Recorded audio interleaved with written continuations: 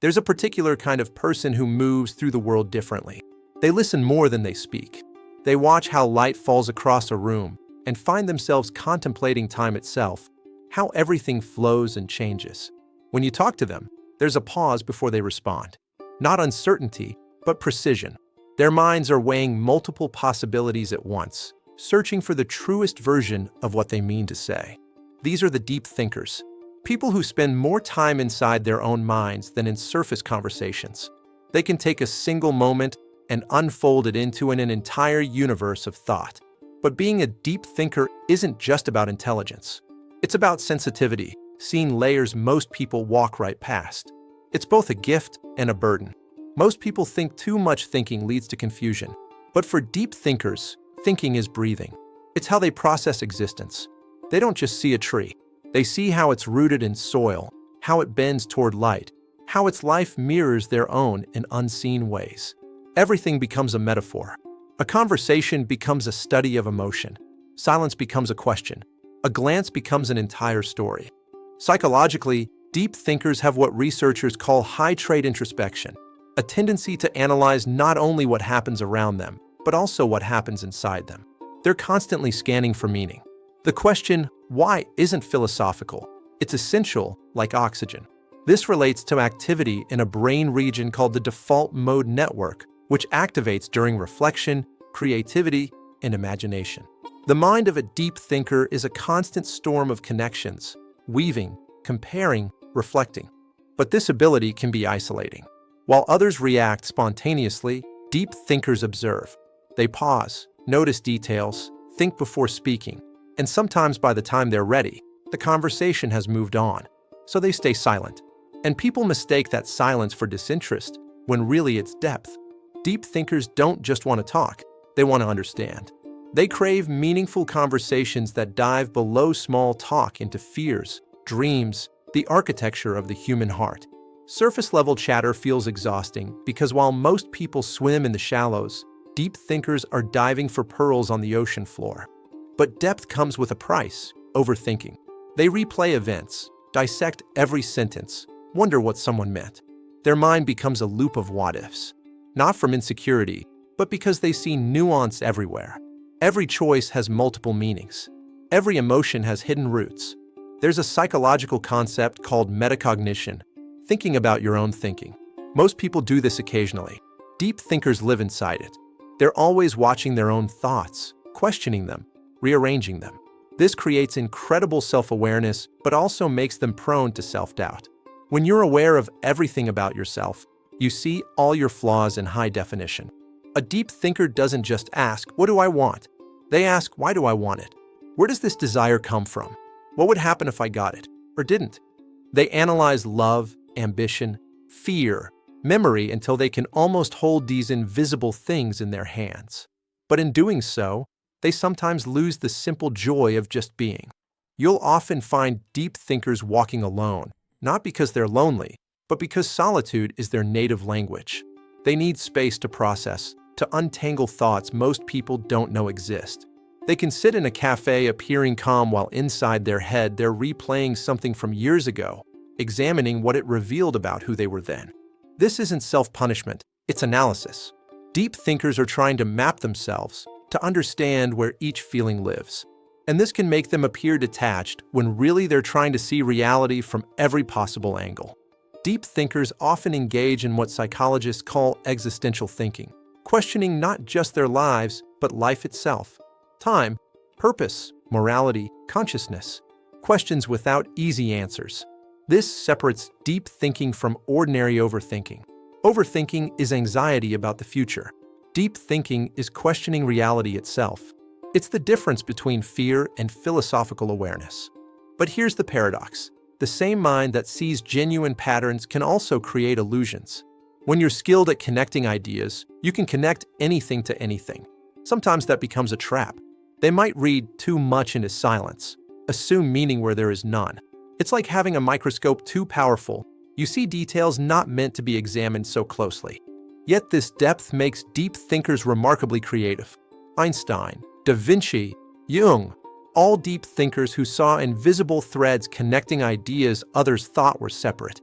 When your mind never stops asking why, you eventually stumble upon insights others miss. But modern society doesn't always celebrate deep thinking. We reward speed, productivity, certainty. Pausing to reflect looks like hesitation. Silence looks like weakness. So deep thinkers often hide their depth, nodding along while their thoughts wander galaxies away. After everyone leaves, that's when their real dialogue begins, inside their own head. There's a loneliness in that inner life. Deep thinkers crave connection, but only the genuine kind. And real connection requires vulnerability. But not everyone wants to dive that deep. So they stay guarded, observing quietly until someone shows signs of similar depth. Only then do they open up, and when they do, it's completely. They don't do halfway relationships. This vulnerability can backfire. When you see the world in shades of gray, you expect others to as well. You assume people mean what they say, but not everyone operates from that depth. So when reality doesn't align with expectations, it hurts more, not because they're fragile, but because they've invested so much meaning into everything. To a deep thinker, even a small betrayal feels cosmic. Even brief kindness can restore their faith in humanity. Everything matters. For deep thinkers, every thought is alive.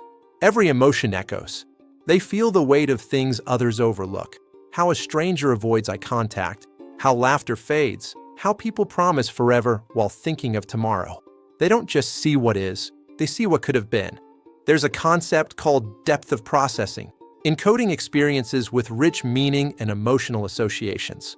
Deep thinkers don't just recall facts. They recall how it felt, what it symbolized, what it meant. They carry memories as entire ecosystems of feeling. That's why nostalgia hits them harder. A song can transport them back to a version of themselves that no longer exists. This isn't just emotional intensity, it's how their brains are wired. Research shows people who engage in reflective thinking have stronger neural connections between emotional and analytical brain regions. They literally think and feel simultaneously. That's why they can't just turn off their thoughts. Their emotions inform their logic. To them, feeling is thinking. Deep thinkers often struggle with presence, not from lack of desire, but because their minds exist across multiple timelines. They replay the past, analyze the present, imagine 100 futures, all at once. It's exhausting, but it's also beautiful because they can see possibility where others see endings. They find meaning even in pain. That gives them resilience. Even suffering, to them, is information. It teaches about themselves, the world, truth. But the hardest part is learning when to stop thinking, when to let go of needing to understand everything, when to accept that some answers don't exist yet. Because meaning is something we create, not something we find. And that's the irony. The mind that searches endlessly for truth eventually learns that peace isn't in answers, it's in presence.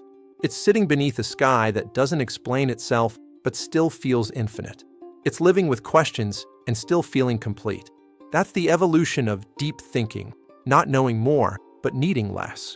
Not analyzing everything to death, but understanding that depth isn't about drowning in thought. It's about seeing clearly enough to float.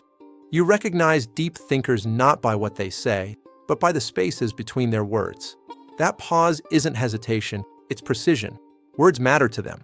They understand how language shapes reality, how a sentence can heal or harm. So they speak carefully, which can make them seem withdrawn.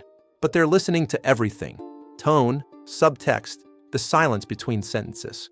This awareness ties to high empathy and pattern recognition. They notice micro-expressions, subtle voice changes, energy shifts that reveal what's not being said. That's why they sense when something's wrong. It's not magic, it's attentiveness. But when you can see through things, it's hard to stay blind. You notice inconsistencies, how people say one thing, do another, how society glorifies happiness while hiding pain. Once you see these patterns, it changes how you relate to the world. You stop craving validation. You crave truth. That's why deep thinkers gravitate toward art, philosophy, writing, solitude. Not avoiding life, trying to understand it. They need spaces where their minds can stretch. They find comfort in books, music, long walks. They might not talk much, but when they do, it's with intention. They prefer conversations that awaken something, ideas that linger. But for all their insight, deep thinkers struggle with mental noise. Their thoughts don't stop. It's like 10 radio stations playing at once. Even trying to rest, their brains keep rewinding, rewriting, predicting.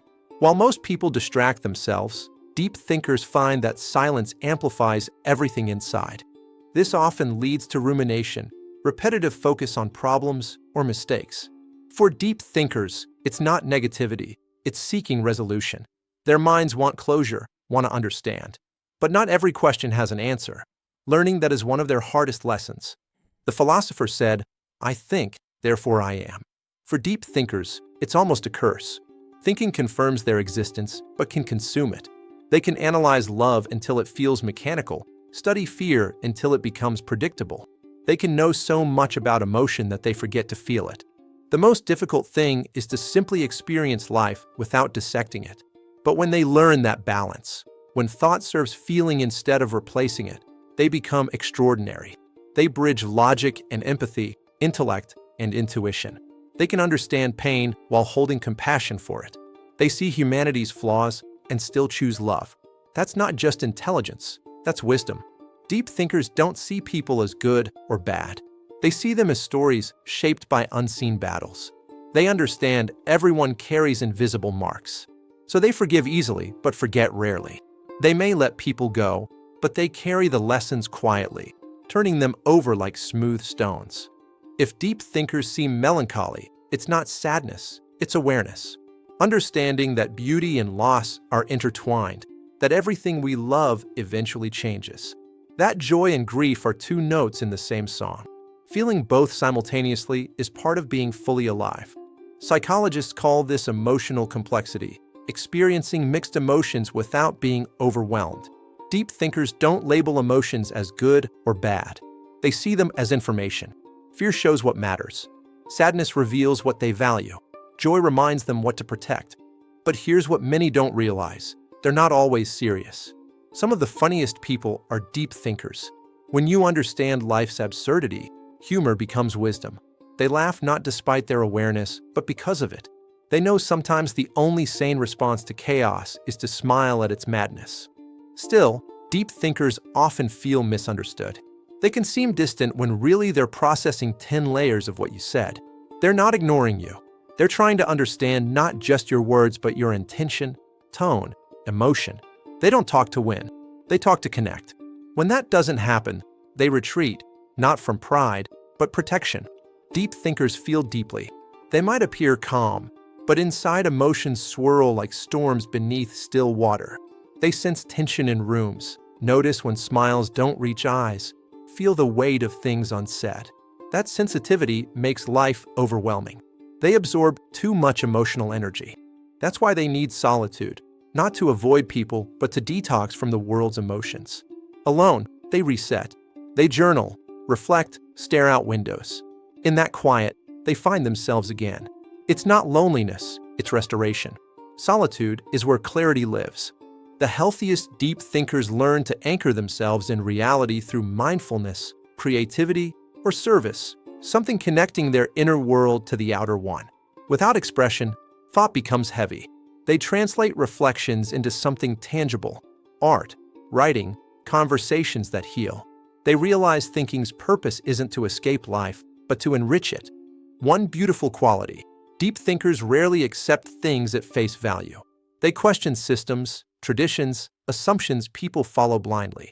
While this can seem rebellious, it's actually compassion. They care enough to ask, why do we do this?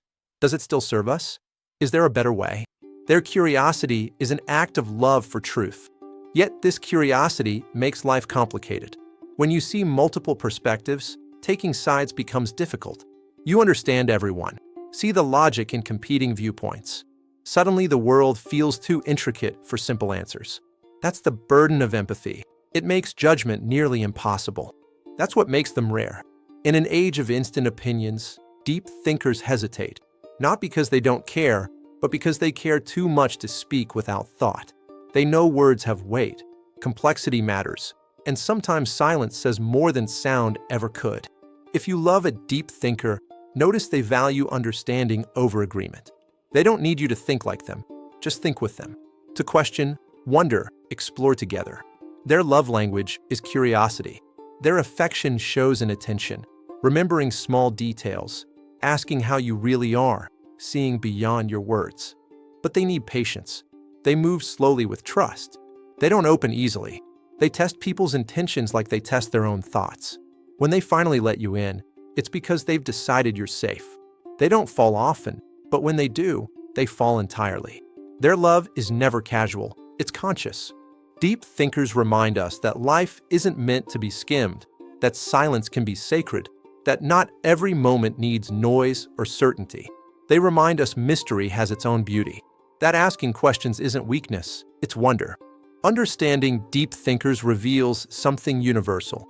Every person has the capacity to think deeply, to look beyond distraction and face themselves honestly. We've just forgotten, in life's constant rush, how powerful stillness can be. Maybe that's why deep thinkers exist, to slow the world down a little, to remind us that thought, when done with intention, is an act of love. Because thinking deeply isn't just about understanding the world, it's about cherishing it, standing in awe of how complex we are, how fleeting time is, how beautiful imperfection can be. So if you're a deep thinker, don't apologize for your silence. Don't shrink your thoughts to fit smaller conversations. The world needs minds like yours, people who see the invisible, question the obvious, find meaning in the mundane. You might not always fit in, but you were never meant to. You were meant to see through, to turn chaos into clarity, noise into insight, moments into meaning. Because deep thinking isn't just a way of understanding life, it's a way of honoring it. And while the world moves fast, you have something it constantly forgets: depth. And depth in a shallow world is its own kind of light.